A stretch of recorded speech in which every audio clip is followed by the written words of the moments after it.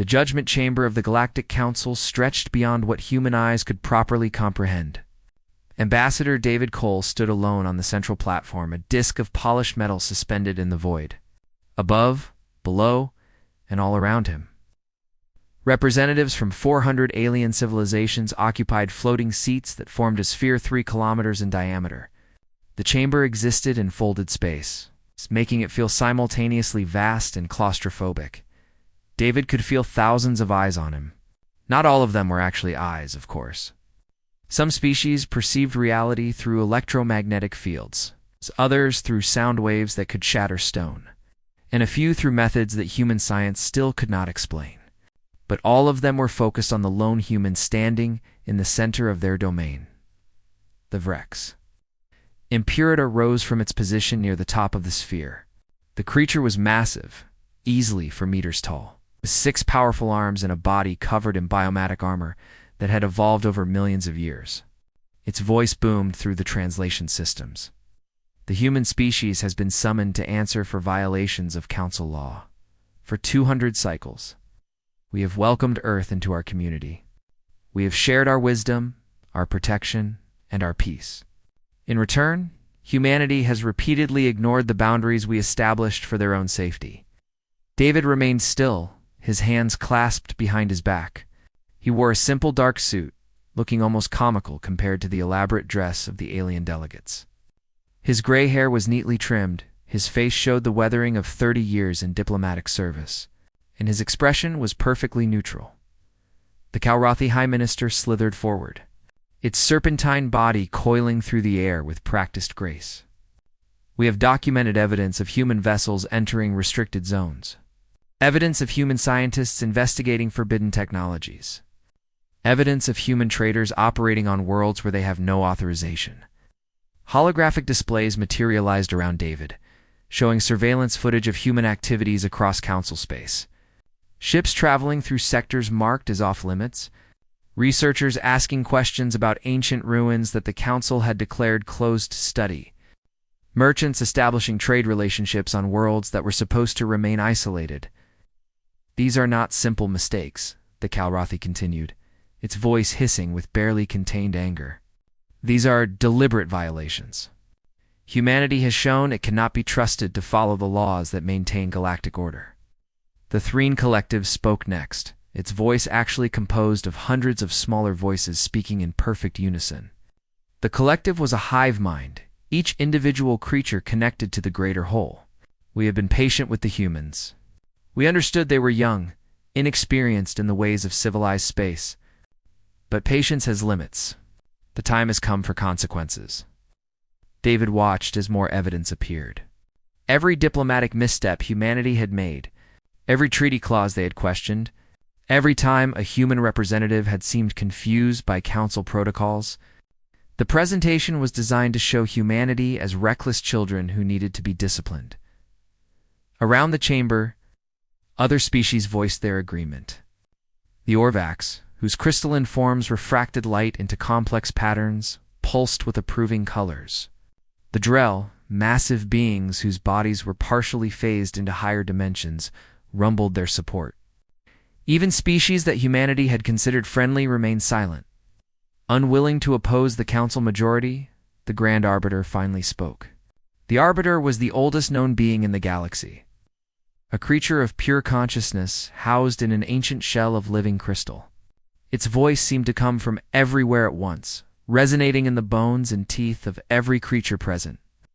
Ambassador Cole, you have heard the charges? You have seen the evidence. The Council has reached its decision. Humanity will be placed under full quarantine.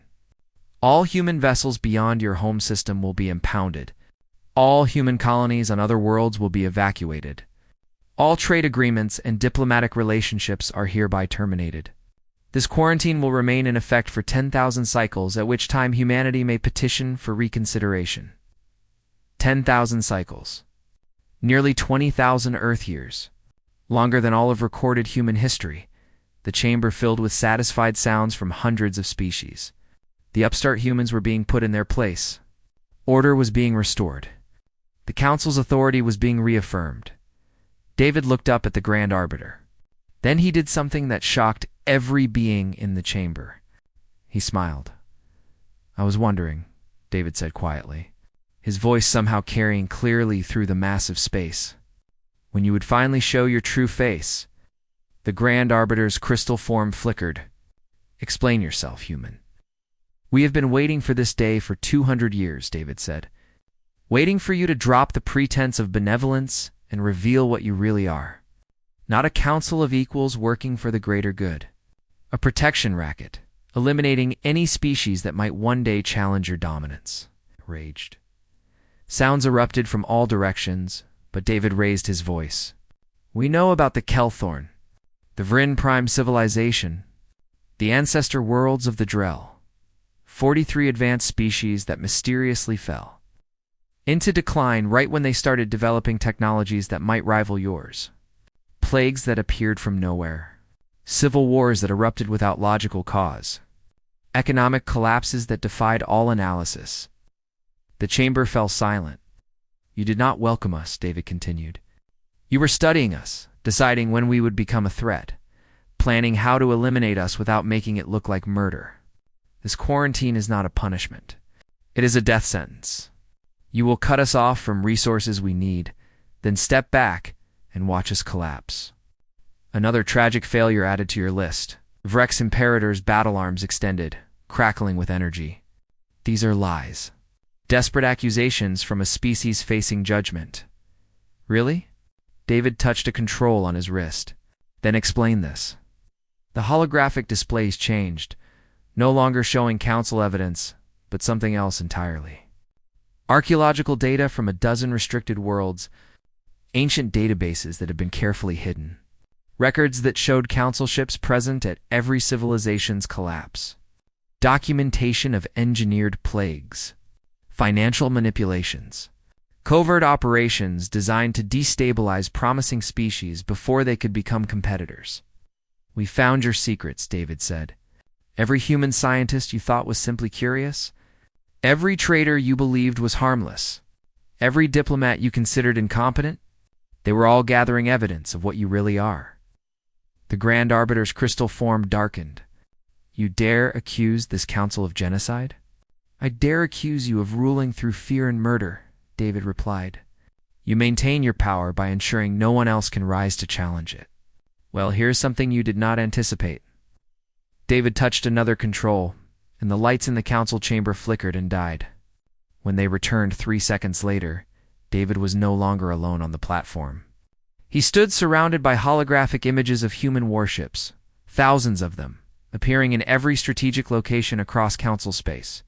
"You studied us for 2 centuries, deciding when to eliminate us. We studied you for 2 centuries, preparing for this exact moment. You saw us as weak because we wanted you to see us that way. Every mistake we made was calculated. Every question we asked was intelligence gathering. Every treaty we signed gave us exactly what we needed, while making you believe you had the advantage." The displays showed more images. Human installations on dozens of worlds. Weapons platforms hidden in plain sight. Technology that made council defenses look primitive. And surrounding the council chamber itself, a fleet of human vessels that had somehow penetrated the dimensional barriers protecting the most secure location in the galaxy. "You wanted to put humanity in a cage," David said, his voice hard now, all traces of diplomatic courtesy gone. "You have made the worst mistake in your million-year history, because you just threatened a species that remembers what real war means. A species that evolved fighting itself, its planet, and extinction events that would have destroyed weaker civilizations. You caged the wrong animal." The Grand Arbiter's voice lost its resonant authority, becoming something closer to uncertainty. "What do you want, human?" David looked around at the 400 species that had just voted to destroy humanity. "I want you to understand what you have done. You crossed a line you should never have approached. Now you are going to learn why threatening Earth was the last mistake the Galactic Council will ever make." The lights in the council chamber remained unstable, flickering between normal illumination and complete darkness. Each time they dimmed, the holographic displays around David showed different images. Human bases on worlds the council thought were uninhabited. Research facilities studying technologies the council believed were safely hidden. And most disturbing of all, human operatives embedded deep within the governments of dozens of council species, the Vrex. Imperator tried to reassert control. You make threats with projections and lies. Whatever forces you claim to have, they cannot match the combined might of 400 civilizations. You were absolutely correct, David agreed. If this were a fair fight, humanity would lose. But we did not prepare for a fair fight. We prepared to win, he gestured, in new images. Eh? Peered. These showed council military installations, hundreds of them across the galaxy. Weapons depots, fleet headquarters, strategic command centers. Every single one had a target indicator overlaid on it. For 197 years, you have employed human workers in your most secure facilities. You hired us to maintain your equipment because we were cheap labor. You let us repair your ships because we seemed eager to learn. You allowed human technicians into your command centers because we appeared harmless. David's smile was cold. Every single one of those humans was working for Earth's intelligence. They built backdoors into your systems. They mapped your defenses. They planted devices that are currently waiting for my authorization code. The Calrathi High Minister's body coiled tighter, a sign of extreme agitation. Impossible. Our security protocols would have detected such infiltration. Your security protocols were designed to catch threats from species you understood. You never understood us. David pulled up personnel records showing human employees across council space. Janitors with advanced degrees in computer science. Maintenance workers who were actually special forces operatives. Administrative assistants who were trained intelligence analysts. We did not infiltrate your society. You invited us in and never noticed we were studying you. The Threen Collective's unified voice showed cracks, individual members speaking out of sync. This is an act of war. The Council will respond with total force. The Council will sit down and negotiate, David corrected, because while you were deciding humanity's fate, we were demonstrating our capabilities. Right now, your military commanders are receiving reports of system failures across your entire fleet. Warships that will not fire. Communications arrays that only transmit what we allow. Defensive satellites that have been quietly reprogrammed. The Grand Arbiter's crystal form pulsed with what might have been anger or fear. You would not dare attack this chamber. The repercussions would be immediate and total. We do not need to attack this chamber. We are already inside it. David looked up at the dimensional barriers that supposedly protected the Council's most sacred space. This facility has been maintained by human engineers for 70 years. Your translation systems run on code that includes modifications made by human programmers. The very platform I am standing on was installed by a human construction crew 30 years ago. The implications sank in slowly. The Council chamber itself, the place where the galaxy's most powerful beings gathered to make decisions affecting trillions of lives, has been compromised for decades. Every conversation could have been monitored. Every vote could have been recorded. Every secret could have been learned. You see, David continued, while you were playing the long game of eliminating potential threats over thousands of years, humanity was playing a different game. We were not trying to survive until you decided to kill us. We were preparing to change the rules entirely. One of the smaller council members, a Prel representative whose species rarely spoke in full session, found its voice. What is it you want from us? If not war, then what? Truth, David said simply. And change. He brought up new displays, these showing something different. Ancient structures discovered in the void between galaxies. Ruins of a civilization that predated the Council by eons. Technology so advanced it made current galactic science look like primitive tools. We know about the precursors, David said. The civilization that built the network of ancient gates you use for faster-than-light travel. The beings who created the fundamental technologies that Council authority is built upon, and we know why they disappeared.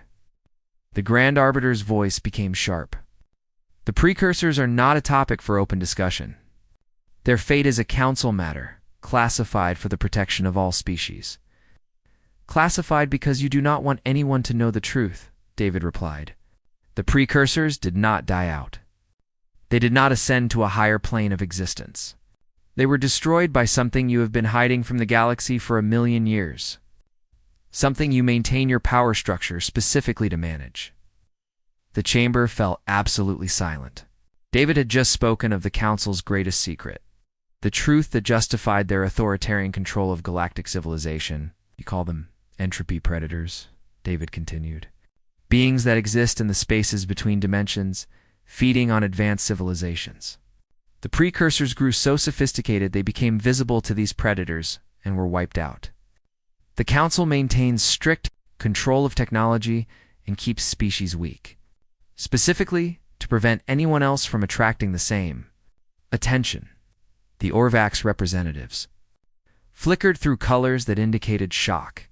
Several smaller species made sounds of distress. Even the mighty Vrex seemed uncertain how to respond. The Council's deepest secret, the foundation of their entire authority, had just been exposed. But here is what you did not account for, David said.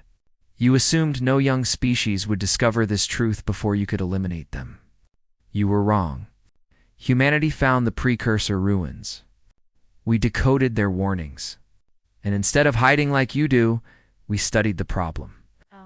New images appeared, showing human research stations in the deep void. Scientists working with precursor technology. Experimental weapons being tested in isolated space. Data analysis that had taken decades to complete. We found a solution, David said quietly.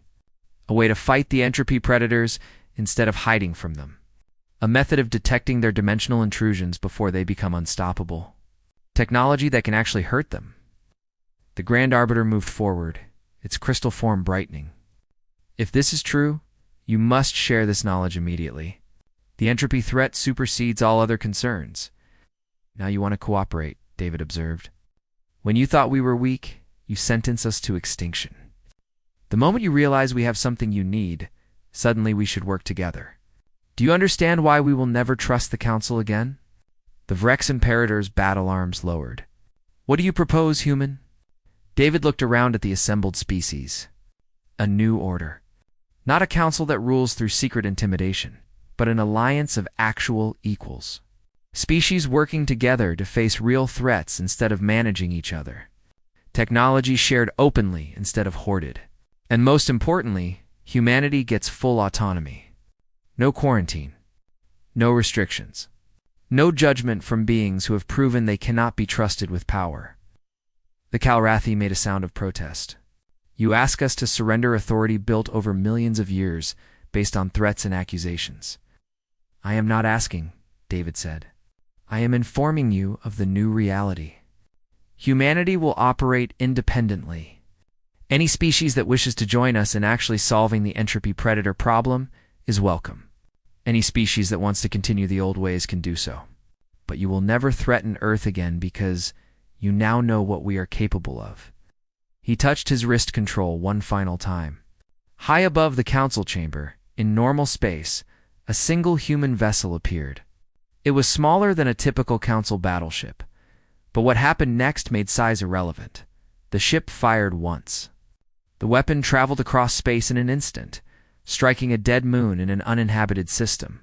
The moon did not explode. It simply ceased to exist. Its matter converted directly to energy in a cascade that could have powered half the galaxy for a week. That was a demonstration at minimal power, David said into the shocked silence. We have 200 ships with that capability stationed throughout council space. Not as a threat, but as insurance. The next time you consider eliminating a troublesome species, remember what happened when you tried to eliminate us. The Grand Arbiter's voice was barely a whisper. You have changed everything. I know, David replied. We have simply refused to let you destroy us. What comes next is up to you.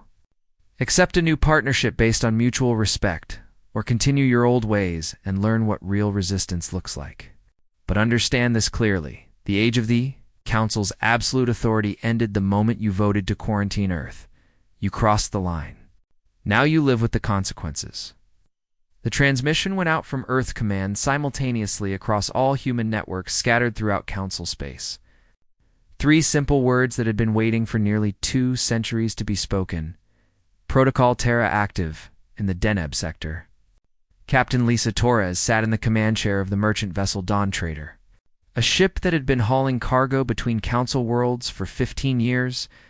Around her, the crew moved with practiced efficiency. But their actions had nothing to do with trade. "Drop the disguise," Lisa ordered. The Dawn Trader's outer hull plating retracted, revealing weapon systems that should not exist on a civilian vessel. Missile batteries emerged from false cargo containers. Energy cannons that had been disguised as communications arrays swiveled into firing positions. The ship's reactor, which had always seemed inefficient for its size, suddenly showed its true power output, enough to run a Council battleship. 20 other merchant vessels in the convoy did the same, their peaceful facades falling, a way to reveal warships that had been hiding in plain sight for years. The Council patrol fleet that had been escorting them through the sector suddenly found themselves surrounded by firepower they had not known existed. The patrol commander, a Vrex officer named Corvon, transmitted on open channels, "Human vessels, power down. Immediately, you are in violation of multiple Council regulations. Surrender or be destroyed," Lisa smiled. She had served under Corvin for 3 years, playing the role of a simple cargo captain who barely understood navigation protocols.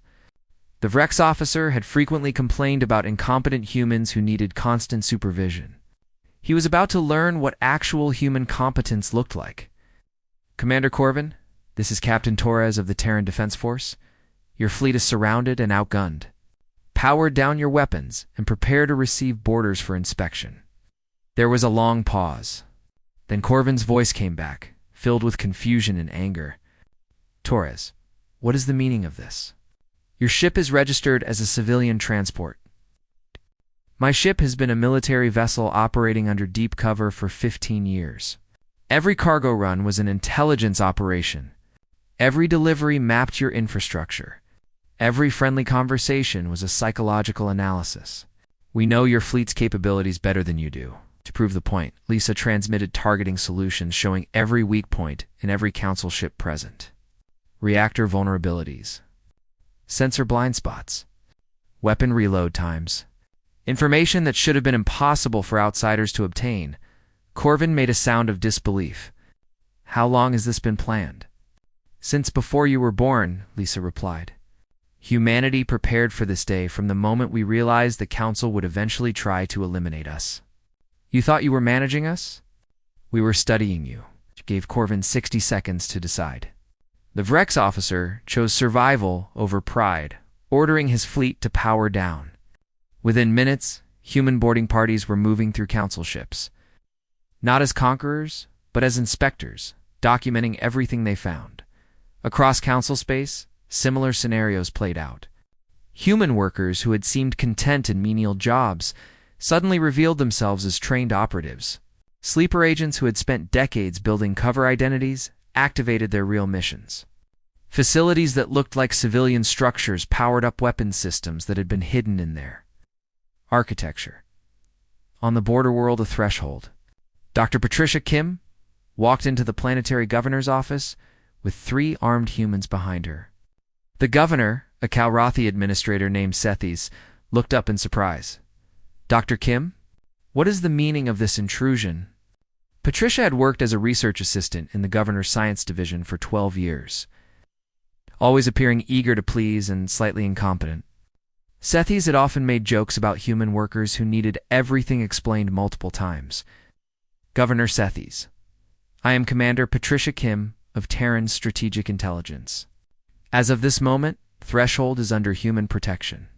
You have 2 choices. Accept our authority peacefully. We will remove you and install temporary administration until the situation stabilizes." Sethis' body coiled in agitation. "You cannot simply take control of a Council world. This is an act of war. The Council declared war when they voted to quarantine humanity. We are responding." Patricia pulled up displays showing military assets surrounding the planet. Ships that had been hidden in the outer system for years. Defense platforms that had been built into the planet's own infrastructure by human construction crews. "You have governed this world for 20 years, Sethis. I have been preparing to take it for 12. Who do you think knows its systems better? The governor looked at the evidence and understood he had already lost. What will happen to the population? Nothing. We are not here to conquer or enslave. We are here to prevent the Council from using this world's resources against Earth. Citizens who wish to remain under Council authority will be transported safely to Council core worlds. Those who wish to stay under human protection will be treated fairly. This is not an invasion. It is a defensive repositioning. Sethi slowly unwound his coils, a gesture of submission. The Council will not accept this. The Council no longer has a choice. Throughout the galaxy, humanity revealed its true position. The weak species that needed protection was actually a sophisticated intelligence network that had mapped every aspect of Council society.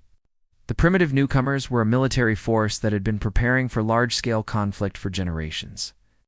The fumbling diplomats were strategic planners who had outmaneuvered civilizations that had existed for millions of years back on Earth. Director Rachel Bennett watched reports flow in from across Council space. Every operation was proceeding according to plans that had been refined and updated for decades. Every objective was being secured with minimal casualties. Humanity was not trying to conquer the galaxy. They were simply refusing to be eliminated. Status on the Entropy Predator Detection Network? Rachel asked. Dr. Thomas Park brought up new displays.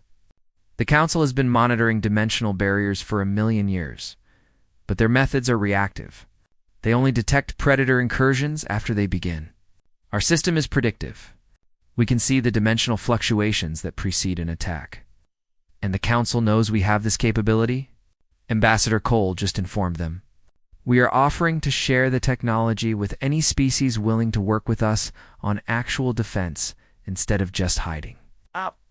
Rachel studied the strategic map. Red zones showed areas where human forces were securing key locations. Blue zones indicated Council forces that had already surrendered or agreed to temporary truces. Green zones marked species that had immediately requested to join humanity's defensive alliance. How many have requested alliance so far? 47 species in the first hour, smaller civilizations mostly. The ones who have been suppressed by Council authority for generations. They see humanity as a chance to escape dominance. And the Council core worlds? Confused, angry, scared, they are trying to organize a military response. But their fleets keep discovering that human engineers have been maintaining their ships.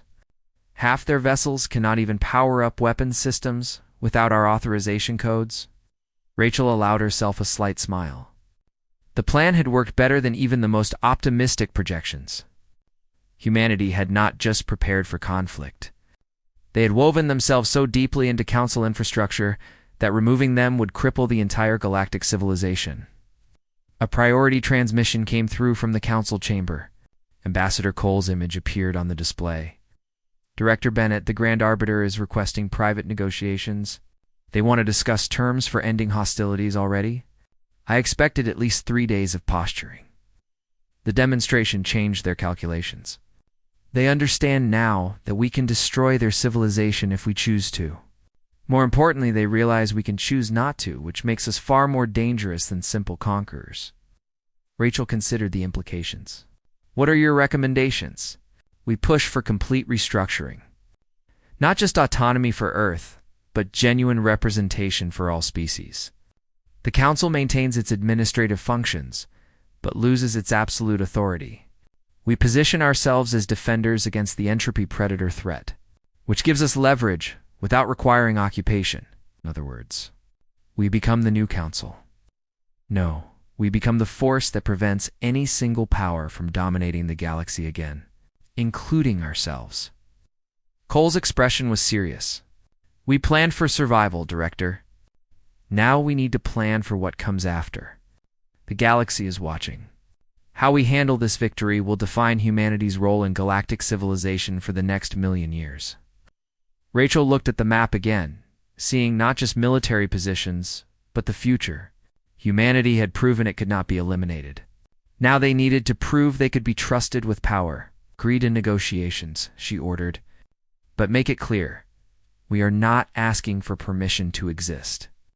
We are offering partnership. Any species that wants to join us in facing real threats is welcome. Any that wants to return to the old ways will find themselves increasingly isolated. Cole nodded. Understood. One more thing, Director. The Entropy Predator monitoring system just detected something. A major incursion forming in the outer rim. Based on the dimensional signatures, it will manifest in approximately 6 months.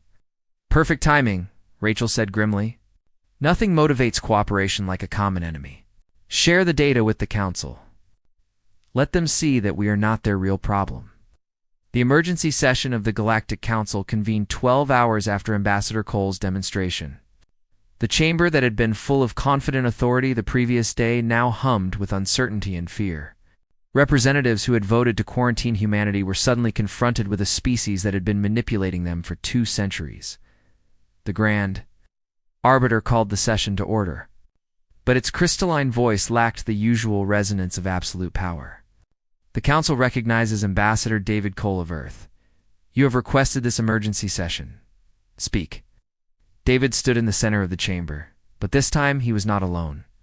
Holographic representatives of 47 species stood with him.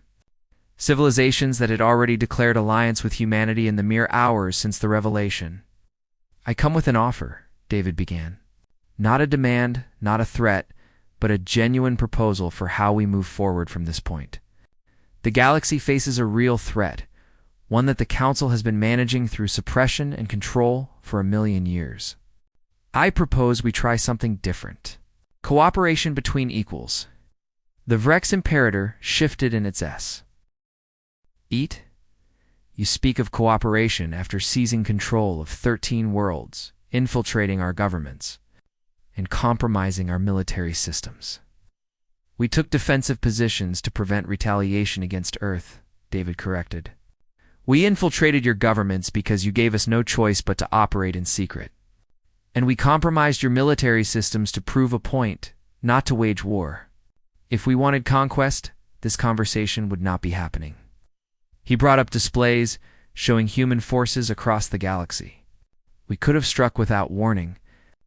We could have crippled your entire civilization before you knew we were a threat. We could have positioned ourselves as conquerors and ruled through fear. Instead, we revealed our capabilities and offered dialogue. That should tell you something about our intentions. The Calrathi High Minister spoke, its voice more measured than before. You claim to have a solution to the Entropy Predator threat. Prove it, David gestured, and new holographic displays appeared. These showed data from human monitoring stations positioned in the void between galaxies. Mathematical models predicting dimensional incursions. Weapons designs based on precursor technology that had been adapted and improved by human engineers. The Council's strategy for the past 1,000,000 years has been reactive containment, David explained. Keep all species below the technological threshold that attracts predator attention. When incursions occur, sacrifice whoever is closest and seal the dimensional breach. It has worked, but at the cost of keeping the entire galaxy in a state of enforced stagnation. And your solution? The Grand Arbiter asked. Active defense combined with early warning? We have developed sensors that can detect the dimensional fluctuations that precede an incursion. Instead of reacting to attacks, we can predict where they will occur and position forces to respond immediately. Our weapons are designed specifically to damage entities that exist partially outside normal space. We can actually fight them instead of just running away. The displays showed simulations of human ships, gauging entropy predators using principles that combine precursor knowledge with human innovation. The results were striking. Where Council forces had historically suffered massive casualties, just trying to delay predators long enough to evacuate threatened areas. Human vessels showed the capability to actually destroy them, the Orvax representative. Speaking for the first time in decades, asked the question many were thinking. If this is true, why share it with us? You could have kept this advantage for yourselves, because facing the predators alone would be stupid, David said bluntly. Yes, our technology gives us an edge, but we are one species against a threat that spans multiple dimensions. We need allies, not subjects. We need cooperation, not control. The Council's mistake was thinking they could maintain order through dominance. We are offering something better. Genuine partnership, against a common enemy. The chamber filled with conversation as species discussed the proposal. David waited, knowing that the next few minutes would determine whether the galaxy descended into war or found a new path forward. The Thrin Collective spoke, its unified voice showing the internal debate occurring among its thousands of linked minds. What guarantees do we have that humanity will not simply replace the Council as the dominant power? Your capabilities suggest you could easily impose your will on the galaxy. You have no guarantees except our actions, David admitted. But consider this. We have been operating in secret for 200 years. We could have assassinated Council leaders. We could have engineered conflicts between Council species. We could have positioned ourselves to take control through manipulation and chaos. We did none of those things. Instead, we prepared to defend ourselves and used that capability only when faced with extinction. He looked around at the assembled species. The Council fears us because we represent something they have not encountered in millions of years, species that cannot be controlled or eliminated. But fear is a choice. You can fear us and make us your enemy, or you can work with us and face the real threats together. A priority transmission interrupted the session. The Grand Arbiter received data from the monitoring systems and went silent for several seconds, processing information that clearly disturbed it. The human claims about predictive detection are accurate, the Arbiter announced. Our own sensors now confirm a major entropy predator incursion forming in the outer rim. Dimensional barrier collapse is projected in approximately 6 months. The affected area includes 8 inhabited systems with a combined population of 14 billion. Panic rippled through the chamber. 8 systems. 14 billion lives. Under the old Council protocols, those systems would be evacuated if possible, abandoned if necessary, and written off as acceptable losses to preserve the greater galactic civilization. We can save them, David said into the chaos. Our detection gave us 6 months of warning instead of 6 hours. That is enough time to fortify the area, position our defensive platforms, and meet the predators with actual military force instead of desperate evacuation efforts. The Rex Imperator leaned forward. You would risk your forces to save worlds that are not your own? That is exactly what I am saying. But we cannot do it alone. We need your forces working with ours. We need your resources and infrastructure. We need genuine cooperation, not us fighting while you watch to see if we succeed. The Grand Arbiter's form brightened. You propose a joint military operation? Earth forces providing advanced technology and strategic knowledge. Council forces providing numbers and logistical support. I propose we stop thinking about Earth forces and Council forces and start thinking about galactic defense forces, David corrected. Species working together based on their strengths. We have better weapons and sensors. You have established supply lines and centuries of operational experience. Combine them properly, and we can actually win this fight. The chamber fell silent as the full implications sank in. The Council had maintained power by keeping species dependent and controlled. Humanity was offering independence and partnership. The old order was based on fear of what might happen. The new proposal was based on facing threats directly. The Prel representative, speaking for many of the smaller species, broke the silence. If we agree to this partnership, what happens to the Council? Does it dissolve? No, David said. The Council serves an important administrative function. The galaxy needs coordination, standards, trade agreements, and dispute resolution. What needs to change is the assumption that coordination requires domination. The Council should become what it claims to be, a forum for cooperation, not a hierarchy of control. And Earth's position in this new order? The Calrathi asked. It's equal to everyone else. We are not seeking to rule. We are seeking to survive in a galaxy that has real threats beyond political maneuvering.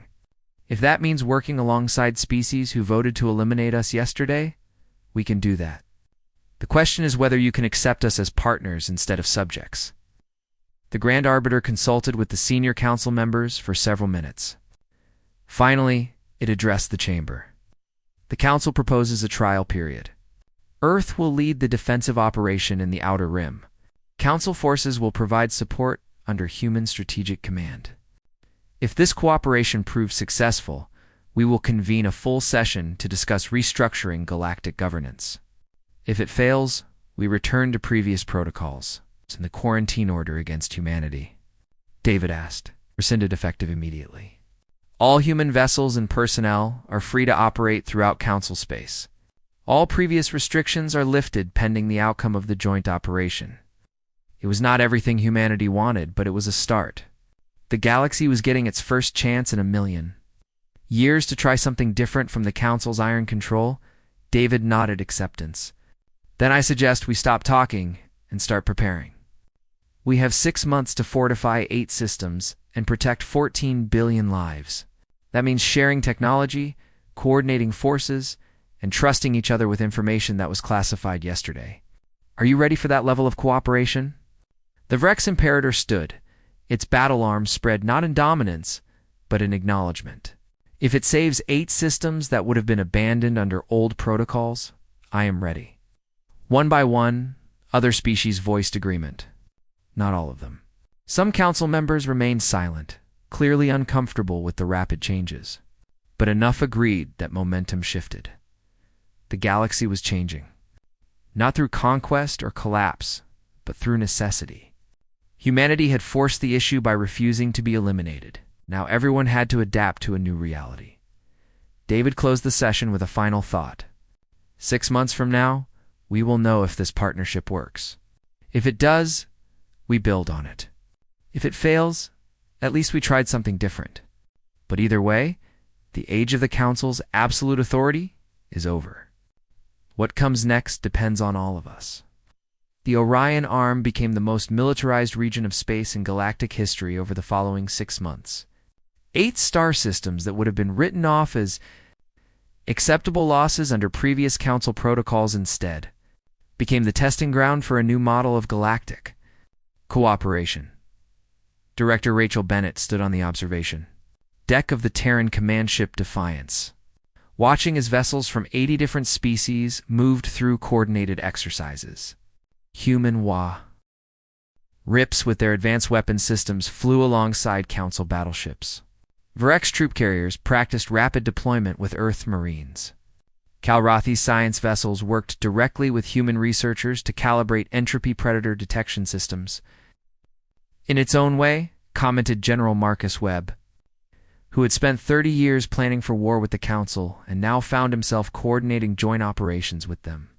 6 months ago, half these species were ready to watch us die. Now they are taking orders from human commanders. Not orders, Rachel corrected. Recommendations that they choose to follow because they see the logic. There is a difference. A subtle one. Subtle differences matter in diplomacy. Rachel pulled up tactical displays showing the defensive positions being established around the 8 threatened systems. Each world now had orbital platforms combining human weapons with Council shield technology. Patrol routes that integrated the faster Council vessels with the more heavily armed human ships. Communication networks that allowed real-time coordination across light years. The entropy predator incursion is due in 48 hours, Marcus noted.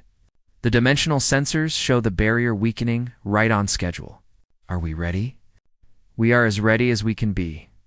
The question is whether cooperation can overcome millions of years of instinct. Rachel watched as a Vrex battle group moved into position alongside human forces. The Council is used to managing threats through containment and sacrifice. We are asking them to stand and fight instead of run and hide. That is asking them to change their entire psychology. Communication came through from Ambassador Cole, who had remained at the Council headquarters to coordinate diplomatic efforts while the military prepared. Director Bennett, I have confirmation. The Grand Arbiter has committed the Council's full reserve fleet to the defense. That is 2,000 additional ships. They are not holding back any longer. Rachel felt a measure of tension ease. The reserve fleet was the Council's ultimate security, kept back to protect core worlds if everything else failed. Committing it to protect Outer Rim systems showed genuine partnership. How did you convince them? I did not have to. The Prel representative made the argument for me. She pointed out that if we successfully defend the Outer Rim, it proves the new model works. If we fail, the reserve fleet will be needed anyway when the predators move toward core worlds. Either way, holding forces back no longer made strategic sense. Logic wins over fear, Rachel mused. That is progress. The 48 hours passed in a blur of final preparations. 14 billion civilians on the 8 threatened worlds were given evacuation plans but chose to stay, trusting the combined fleet to protect them. It was a tremendous vote of confidence in a partnership that had barely existed for half a year, when the dimensional barriers began to collapse. The monitoring systems gave 12 hours of advance warning, enough time for all forces to reach optimal positions. Enough time for every species to confirm they were ready. Enough time for doubt to creep in, wondering if this unprecedented cooperation would actually work. The entropy predators emerged from folded, face-like nightmares given form, beings that existed partially outside reality, feeding on the energy of advanced civilizations. They had destroyed the precursors.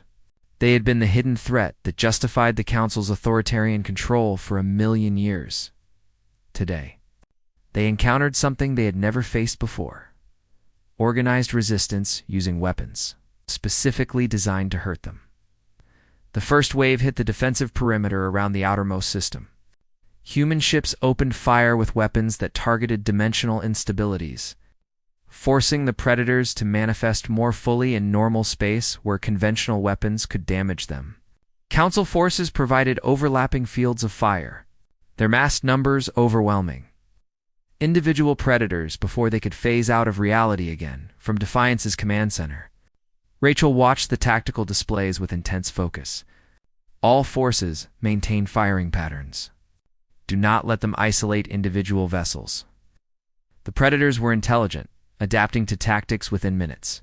They began coordinating their attacks, trying to create gaps in the defensive formation. But the combined fleet adapted just as quickly. Human strategic thinking combining with Council species experience to counter each new threat. Captain Lisa Torres commanded a mixed squadron of human and Vrex vessels. Her trader disguised a distant memory. Target the large cluster forming near the 4th planet. Combined fire on my mark. Her squadron opened fire as one, not human ships and Vrex ships, but a unified force. The entropy predators in their target zone shattered under the concentrated assault, their incomprehensible forms dissolving back into the spaces between dimensions. The battle lasted 8 hours. Longer than any previous encounter with entropy predators in recorded history. Previous conflicts had been desperate evacuations lasting minutes before Council forces withdrew. This was sustained combat, with the combined fleet holding their positions and actually pushing the predators back. When the dimensional breach finally sealed itself, the fleet had won. Not just survived, but won. All 8 systems remained intact. Casualties were under 3% compared to the total losses that would have occurred under old protocols.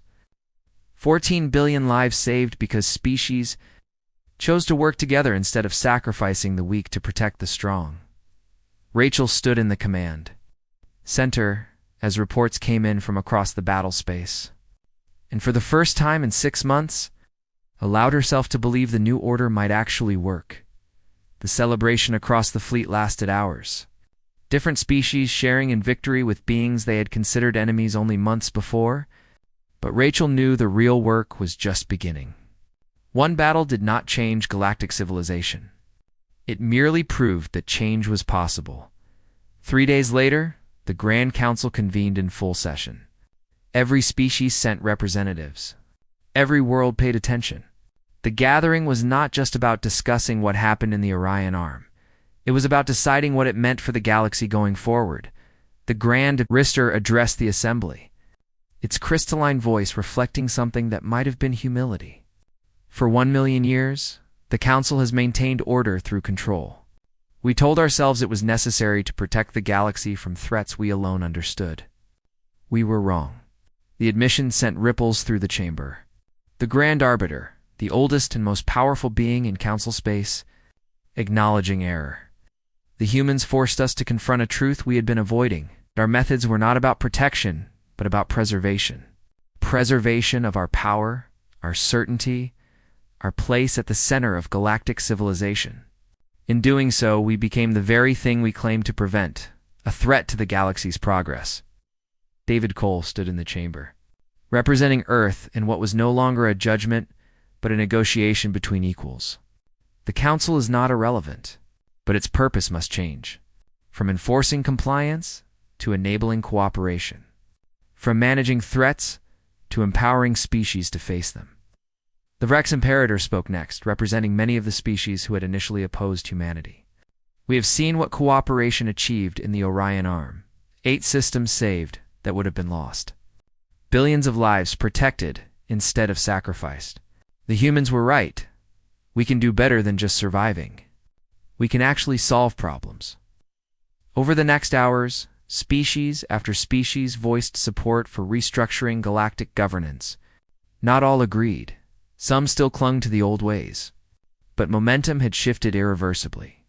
The final vote established the Galactic Assembly, replacing the old council structure with a model based on representation rather than dominance. Earth received a seat equal to every other species. Technology sharing programs were established. Joint defense forces were formalized. The age of the Council's absolute authority ended not with conquest or collapse, but with evolution. 6 months later, Rachel Bennett walked through the halls of the new Assembly headquarters, built on neutral ground between former Council and human space.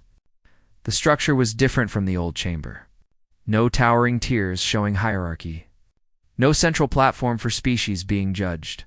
Just a circular arrangement where every representative sat at the same level. She met with David Cole in one of the observation rooms overlooking the assembly floor. "How does it feel?" she asked. "We spent 200 years preparing to fight the Council.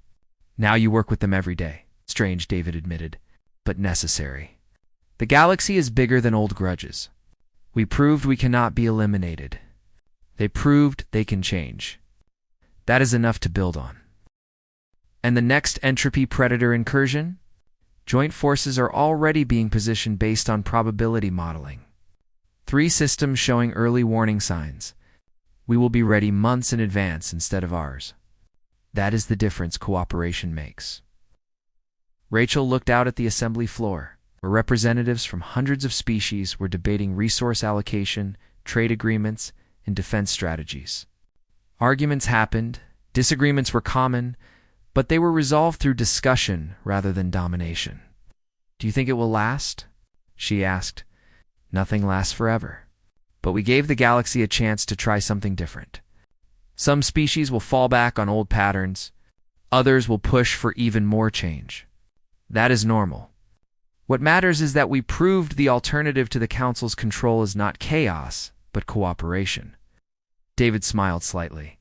"Besides, we still have the Titan weapons as insurance. Just because we choose partnership does not mean we have forgotten how to protect ourselves." "Terra Invictus," Rachel said softly. "And Terra Socius," David added. "Unconquered and allied. That is humanity's role now. Not ruling the galaxy, but making sure no one else can either. It is a strange position for a species that just wanted to explore the stars." "We wanted to explore," Rachel agreed. "The Council tried to stop us. So we changed the galaxy to make exploration possible. Not just for us, but for everyone. That is a better outcome than conquest ever would have been." They stood together, watching the assembly at work, representing a humanity that had unleashed its wrath not to destroy, but to transform.